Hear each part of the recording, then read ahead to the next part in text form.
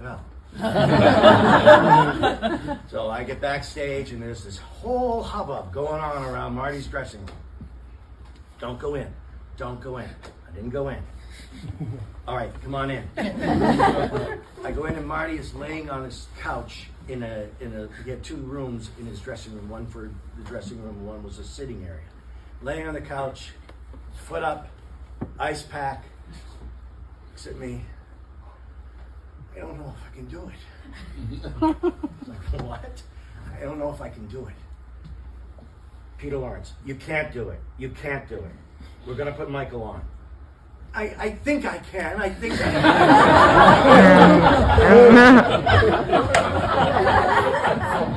can. So I'm going back and forth. Peter says, you start getting ready. We're bringing your stuff down from upstairs.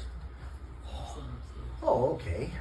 I've got like a 5-day growth of beard. And I'm like, okay. And Marty's going, I can do it. I can do it. I can do it. No, you stay there. You stay there. I go into his little sitting area where the makeup mirror is, and I'm like, did someone call my wife? Did someone call my wife and have her come over? I think she liked this. Michael, get ready. My pants down. Like, I gotta shave. I have to shave. I have to shave.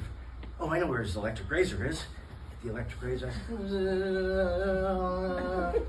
All of a sudden, from behind, into the mirror behind me, so I see the mirror. Marty pops up and starts going, you're the most gullible man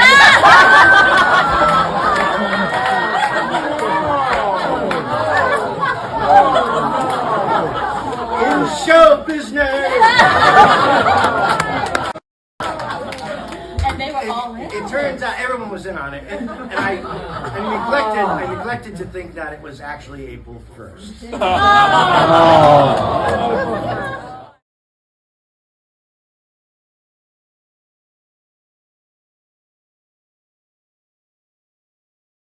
Chicago, it was Cynthia and Bernadette and I, and we had these costumes that were so gorgeous. They were and beaded. Sexy. I was like a ham, and Bernadette was like she was onion rings. She was onion rings, and she was parfait, and I had little like pineapple rings that went here, and it was like this. And Santo had just redesigned our bodies, and we looked great, and we sang it like "Say So Long," and then we get to New York, and they said, "We're rethinking the number." And then we get these costumes, and I was a cheeseburger. This and Bernadette was like French fries that went like down like this, and it was like say so long. All based on hula hoops. Oh, it was really. Like,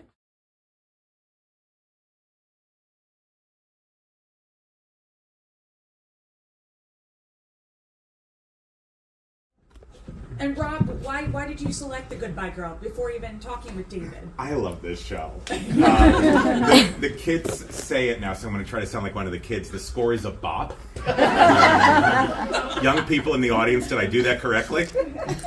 Yeah, okay. Thank you. Some might say that I'm lit. You slang. That's my teacher. I love this score. I love this score. And one of the things that is important to Jim and I, one, is bringing back great scores that we think deserve a second hearing, but also shows that we think will work really effectively in an intimate space. Mm-hmm. And at the end of the day, the show is about a man, a woman, and a child. And in a space like this, that's really all you can focus on. You can't really do 90 million other things and have, you know, those sort of elements. So we thought this was the best space for it. Yeah, and we're lucky that David agreed. Yeah.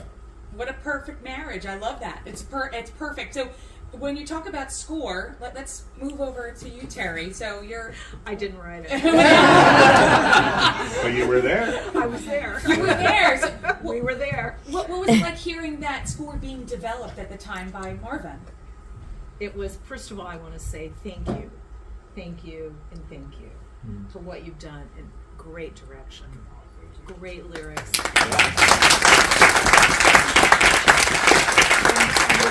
got this amazing. Hey, you. Hi. I was the surprise. Well, I know. But you're here. Hey.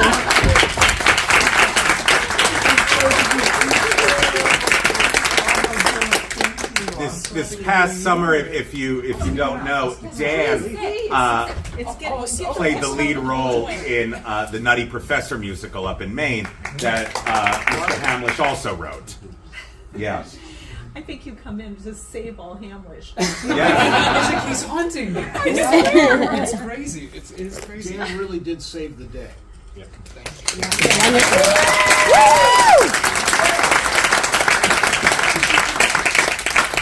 So I know that one of the great things about Marvin writing the score was writing with David.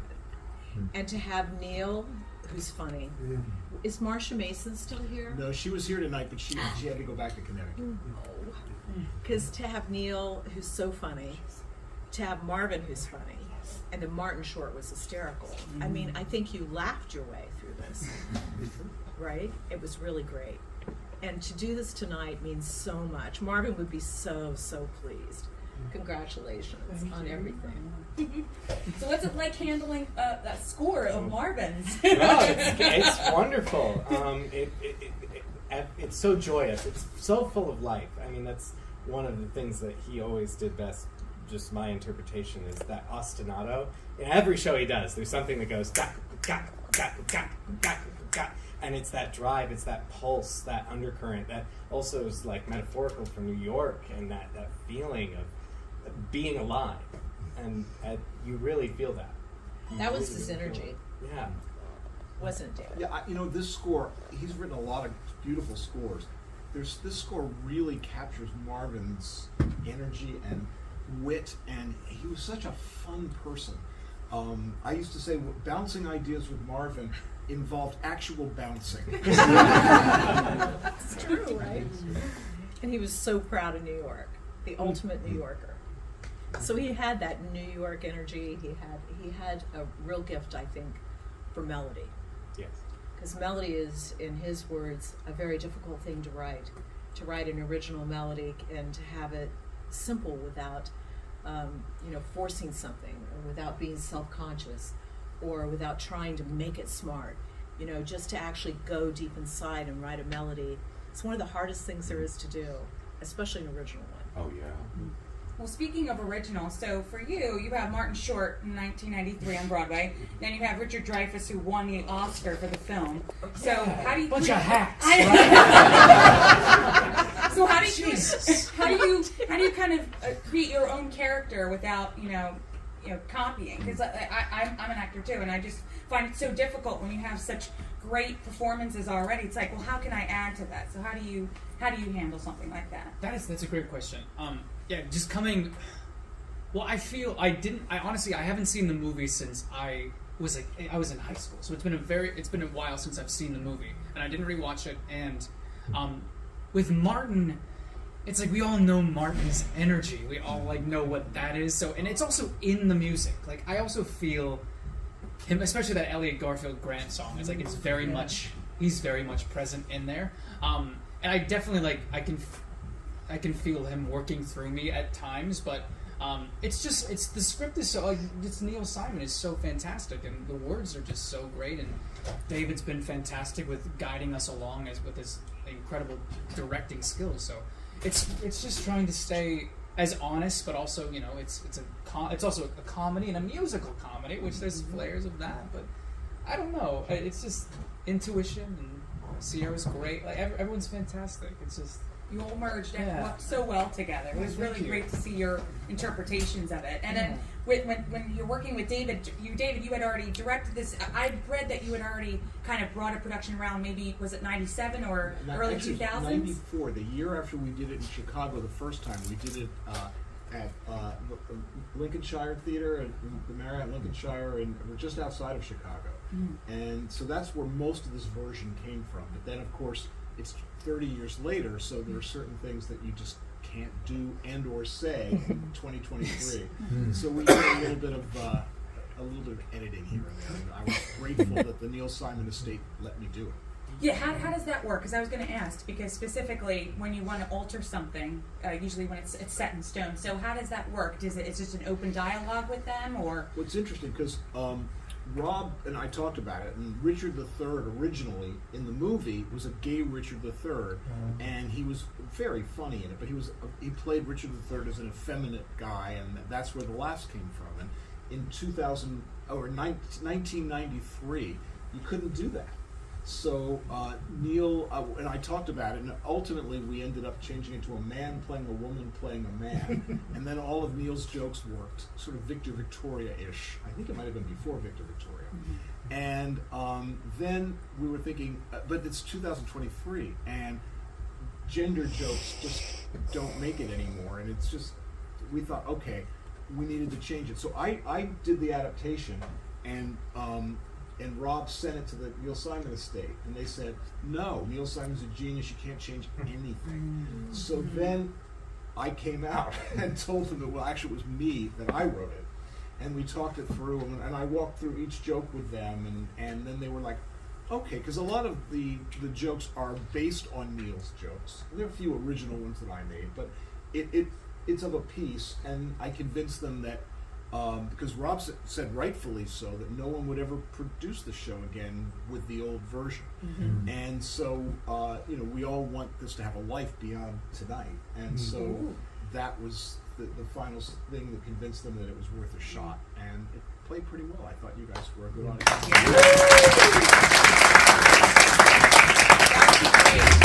I would love to see them hopefully put that in MTI so people can start doing the show again. Well, Concord now. Concord. Oh yeah, Concord. Sorry.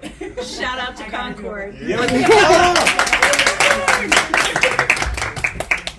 So why don't you guys tell me like one of your favorite moments in the show, because I feel like this show has so many different special moments that you don't really see in a Broadway musical or talked about on film, anything like that in particular. So what is one of your favorite moments in the show? You want to start, Rob? Oh my, all of them. Paula, an improvised love song.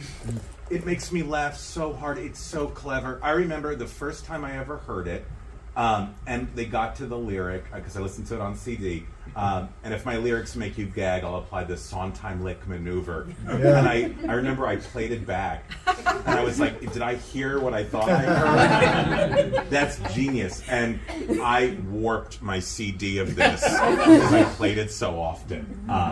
So, yeah, that's my favorite. There's many, but that's mine. Yeah, the lyrics. Oh, yeah. Yeah, I do like that joke a lot. I think my favorite thing in the show is I can play this part. And I like it because I don't know many songs where there's a love song to a little girl. And I also very proud that the way Marvin and I set it up in the script, because you keep hearing it in different contexts, and you don't expect it to come back in that way at the end, and that I'm proud of that. I think it's nice. I like it. Ditto. That's exactly right. My favorite as well, because of the different bringing it back, and it means something entirely different. And I think because all of us in life, no matter what we go through, we really are wondering if we're up to snuff to play that part, whether it's a wife or a daughter or a parent. I just graduated from Columbia, or a school kid. It's like whatever that is, when we step up, we always wonder if we're going to play that part as our authentic selves. So it hits deep, I think. But you would be the judge of that, the audience. I have two, so I'm cheating. One in Act 1 and one in Act 2. Elliot Garfield Grant. I mean, it just is like, I just love it. I love it. It's a great show tune number. And then it's the scene preceding What a Guy into What a Guy. Like the nugget of the show. Like, I believe in me enough. I now have time to know myself, and I'm believing in myself, and I have confidence that you're going to come back. And that's true love, I think. And that's what a Guy is about. Yeah. I hate to do this too, but I actually sang I Think I Could Play This Part in school. I was 19 or 20, and I was singing that song. I think I told you this when I was doing Nutty. And just within the past, this is kind of scary. Because before I'd done Nutty, I was listening to that song specifically for a lot of the pandemic. Like, why? It was very strange, but it just kept hitting me. And because of what you were saying, like, it is play the part of, it felt like being a good person. Like, can I play the part of being the best version of me? Can I show up for my family? Can I show up for my community, for myself? And it's nerdy musical theater, but that just kept occurring. And then I got the call for Nutty, and I was like, and also the score for Nutty Professor, which I hope someday you all can hear, because it is absolutely fantastic. But I got the call for that. I was like, oh my gosh, like these Marvin Hamlisch tunes, because I'm really not a dancer. You saw my moves in Paula. But I'm like, I'm not going to do chorus line. Like, that's not really my thing. And I was like, oh my gosh, Nutty. And then I got a call for this literally out of the blue. I was like, the Goodbye Girl is happening? And just that. And also Lena, who plays Lucy, is just phenomenal. I mean, as you all can see, she's absolutely phenomenal. And I love working with her so much. And that whole build up to that really means a lot to me. So that part too, it's really that part too. He's been amazing. Marvin's last musical that he wrote was The Nutty Professor. And correct me if I'm wrong. So they went to Maine to do this, and the lead wasn't able to do it. Yeah. And this was very short before you were going to open, was it not? It was a week. It was 1 week. It was 7 days. And I get this phone call, and they go, "We found him. We found our Nutty Professor, and don't worry, he's got 7 days to learn it." I don't know, what were you doing, like sticking the notes in test tubes? Yeah, with my cross eyes.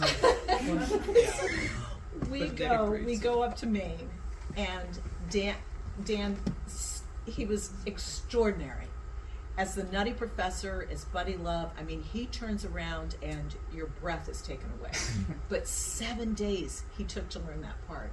And here we are. And we're back here again. And it's completely unrelated too, which is the crazy thing. So Marvin, thank you. Yeah. This has been such a joy. Yeah. Tammy, what's your favorite part? Yeah. I love it when I love the who would have thought part. So I love it when Paula says, who would have thought I'd be taking a plunge after draining the pool? I just love that line because it's so good. So how about a silly question? What Broadway star would you be a roommate with in New York if you could be? I'm going to go with Ethel Merman. Rob? Rob's got to think. Nathan Lane seems fun. Good one. Sierra Boggess. Dan. David. I have to say, sharing a dressing room with Chris Sieber. We can do this. Yeah, I'd sign a lease. Well, why don't we go down the line, and everybody, if you could just use one word to explain just the experience of being a part of the Goodbye Girl and revisiting it, and just being a part of this new production, which was so wonderful, by the way. I really, really enjoyed it. I just want to let's just give her a round of applause. So, Rob, again, why don't you give us one word of just working on the production? Real quickly, it's surreal because I'm a huge musical theater geek, and I remember the first time I had a Zoom with David. I have 2 posters on my wall. One of them is City of Angels, and the other one is The Goodbye Girl. And I kept trying to angle the camera. Like, first I was like, oh God, I hope he doesn't see it, and I'm going to look like a crazy stalker. And then as I got more comfortable with him, I started to, like, move it back a little bit. I could see what's on the wall. So the fact that I can call this person who I've admired for so long my friend now, to me, that is surreal. Surreal. For me, cathartic. It was just this is something I wanted to revisit, and I wanted to see what an audience would feel like seeing the show again. And of course, you know, I was blessed with a cast that is so talented and game And I mean, this was shot out of a cannon. We did this really fast. But, and then I had COVID the first week, so I staged the whole thing on Zoom while I had fever. And it was one of those things where I felt so bad because I had been in the room, the cast had to wear masks. So I'm saying, well, go over there, and they're reading the lines, and I'm here. So I couldn't tell what they were saying, but they moved to the right place, so it was all fun. I think you did a great job directing this. Yes. You really did. And you championed this work, David, like nobody. You Well, I do love this show. Kept it alive, and the dedication, I really appreciate it. I love you. Me too. I don't know. My heart's full, and it's gonna make me cry. I feel Marvin through the notes and the music. So a full heart and grateful, and though it's a cliche, I guess I feel a lot of love and gratitude, and so appreciative of all of you that you love the theater and that you're so authentic to your craft. And how lucky are we to be in an audience in this theater with what you've done and be able to transcend ourselves and not worry. Marvin used to always say that in concert. He always used to say we could come into a theater and we're like pissed off and we're angry and we're sad, but when we leave, something happens to us. And that at the times that we've all been through and the stresses we've been through, you can come into a theater like this and you can lose yourself from your sadness and your anxiety. It makes it all worth it, because then you transcend yourself into something greater than you are. And for me, there's nothing greater than that. So from a person who can act, sing, dance, or anything else, I'm very grateful to the theater community and to all of you to give us that, because you can't get better than that, right? Right. That was a long-winded non-word. Sorry. Sorry, you can take the next question. Away from me. I would say affirming. The musical's about, the best musicals are about love, you know, and it's about love. It's about love for your community and love for each other, and it's life affirming. And the cast is so great. It's such. I mean, you saw where the piano was, right? We are literally like sliding next to each other, and they're all so lovely about that. And I have to tell you, like, I'm you know, in the industry, I'm pretty young, but like, I felt like a complete equal with David and a complete equal with Jerry. And as an artist, I'm gonna get teary-eyed. It's contagious, but it's like, and this is my 6th show with J2, and I just, this has been a very affirming process for me. I'm very grateful for it. Yeah. Before we move on, Jerry McIntyre, Yeah. who can't be here tonight, he's directing, I think, Joseph in California. He's going to come back for the last show on Sunday, but he choreographed the show, and he's amazing. And what he did on this tiny little stage really blew me away. I was so pleased and proud. He's so smart. And anyway, he was a joy to work with, as is Miles and Rob. The team here is just a lovely group, from Jim all the way down to the bottom, and AJ. Yeah, I'm just beyond grateful to be here and be playing on this playground with these incredible other talents. It's surreal, heartwarming, affirming, all of these fantastic words. Yeah, I'm over the moon. And I just wanted to say thank you for letting me come on Saturday and here to do this talk back with you. I was just thinking when we were going through all of our words, 10 years ago, I got to see Marvin and Martin perform at the Mann Center in Philly. And I was just thinking, it was 10 years ago, and I had always seen Marvin on the Barbra Streisand concert tapes. Rewound those like crazy. So to see him live, and he was having so much fun performing. And I so wish he could be here tonight, but like as you said, you can feel him through the music. And it's just clear to me that he's here this evening. So thank you guys for all of your hard work in putting this together, and thank you so much for being here. And Tammy, I think there's one more introduction you need to make. Oh. Lisa, she was one of the original cast members of The Good Fight.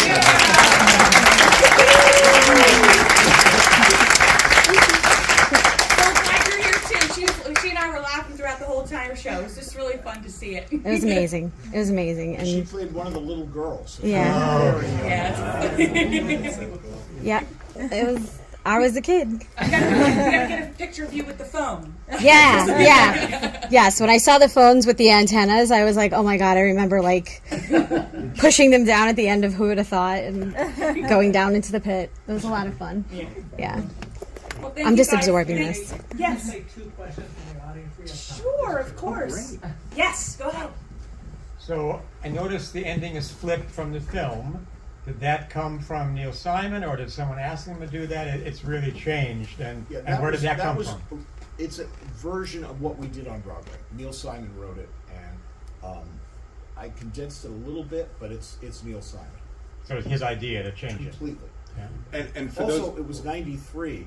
The film was written in 1977. I think the women's movement had come a long way in those years, so Right. Neil saw the need to readdress that. and for those of us who might be unfamiliar with the film, how does the film end originally? Tell So us. in the film, he says he's leaving, and she says, "Oh, the same thing's happening again." And then he said, "I'm coming back," and she goes, "Sure you are." And he goes to the phone booth, and he calls up and he says, "Come with me." And she, as I recall, she says, "I don't have to. The fact that you asked me to come with you is enough. I know you're coming back."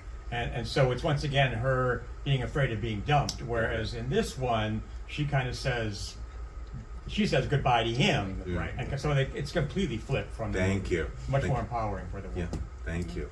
Thank you. And it's the last scene is the way Neil constructed it is kind of a mirror for Elliot of what she goes through in the scene when she gets cold feet in the morning after. So they both go a little nuts, and I thought he constructed that really beautifully. Yes. I just want to say, there's a lot of these incubator productions these days for reliable shows. I've seen a lot of them. You did a spectacular job here. And, this is not a good show, it's a great show. And it's a show that has been long overlooked. The book, the lyrics are, like, unbelievable. And the performances tonight, magnificent. This has to be something in the future that we all can join and really be a part of. Beautiful job.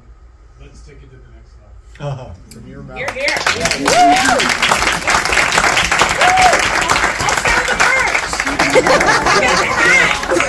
Everything merch duty.